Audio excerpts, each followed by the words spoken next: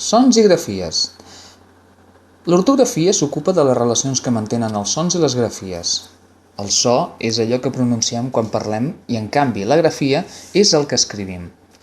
La correspondència entre so i grafia no és exacta. Fixeu-vos-hi, el so K es representa amb les grafies C, Q i K. O, també, la grafia S representa dos sons, el sord i el sonor. Fixem-nos en el fet que per a un so podem trobar més d'una grafia i que una mateixa grafia pot representar més d'un so. En aquests quadres podreu veure més casos com els que he comentat. La producció dels sons. En aquesta unitat veurem les característiques de la veu humana i com es produeixen els sons vocàlics i consonàntics. Recordem que el so és un fenomen físic, una sensació auditiva que es pot percebre a partir de les ones sonores propagades a través de l'aire. La veu és el so que s'utilitza per a la comunicació oral. Per produir els sons del llenguatge, els humans aprofitem l'acte de la respiració. Abans de llegir l'explicació de com es produeix el so, val la pena potser que observis amb calma el dibuix que veus aquí a continuació. És el dibuix de l'aparell fonador. Els principals òrgans que intervenen en la producció del so són les cordes vocals, la boca i el nas. Per emetre sons s'inspira l'aire, els pulmons augmenten de volum i s'eixampla la caixa toràcica. Després l'aire s'expulsa a l'exterior en l'expiració i es produeix la veu. Prova-ho, pronuncia en veu alta les paraules següents i fixa't en el procés de l'aire. Pujada, barba, agulla, sopa, cara. En l'expiració, l'aire dels pulmons passa per la laringe i acaba sortint per la boca o el nas. Quan el corrent d'aire expirat surt per la boca o pel nas sense interferència, els sons resultants són els vocàlics. Però quan l'aire expirat és obstaculitzat per la boca, parlem de sons consonàntics. Ara farem una prova. Pronuncia els següents sons vocàlics col·locant els dits al coll sobre la nou. Notes la vibració de les cordes vocals? Cas, pèl, bé, nit, cor, curt. Quan les cordes vocals vibren, diem que el so és sonor. Aquest és el cas de totes les vocals. Quan les cordes vocals no vibren, parlem de sons sords. Recorda ara les característiques que diferencien les vocals de les consonants. Les vocals es pronuncien amb el pas lliure de l'aire per la boca. Són sempre sons sonors, ja que l'aire fa vibrar les cordes vocals. Formen el nucli d'una síl·laba i poden rebre la intensitat del mot, o sigui que poden ser tòniques. Els sons vocàlics del català. El sistema vocàlic del català consta de 8 sons i en canvi només té 5 grafies. A, E,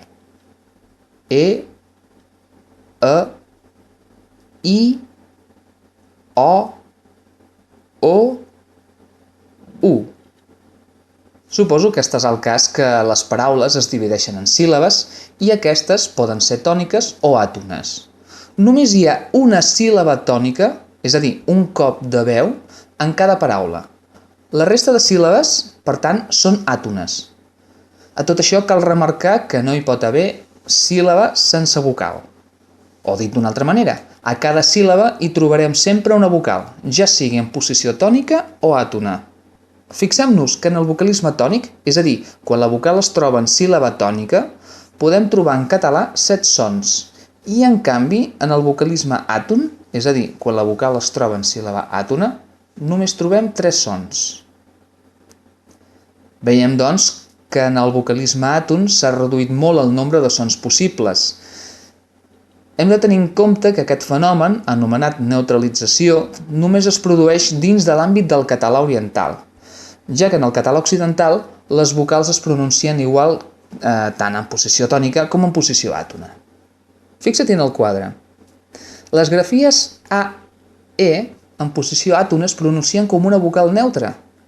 Per exemple, les paraules casa i pare la A i la E finals es pronuncien igual. Les grafies O i U en posició àtona es pronuncien U.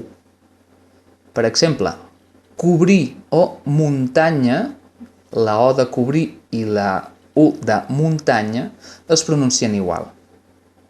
Tot això vol dir que podem trobar certes dificultats a l'hora d'escriure, com suposo que ja et deus haver adonat. Perquè, clar, tenim un sol so que es pot representar amb dues grafies. El so E amb A, E, i el so U amb la O i amb la U gràficament. Els sons consonàntics. Podem distingir els sons sords i els sonors depenent de si les cordes vocals vibren o no. També cal tenir en compte que totes les vocals eren sonores perquè les cordes vocals vibren en pronunciar-les. En el cas de les consonants podem trobar-ne de sordes i de sonores. En aquest quadre ho podem veure. Els sons que fan vibrar les cordes vocals són B, D, G, Z, L, R, M, N. I els que no fan vibrar les cordes vocals, P, T, K, S, F. Aquest fet és el causant de la diferència entre parelles de mots com casa, caça, escrit amb C trencada, ortogràficament, bala, pala, rosa, rossa o joc, xoc.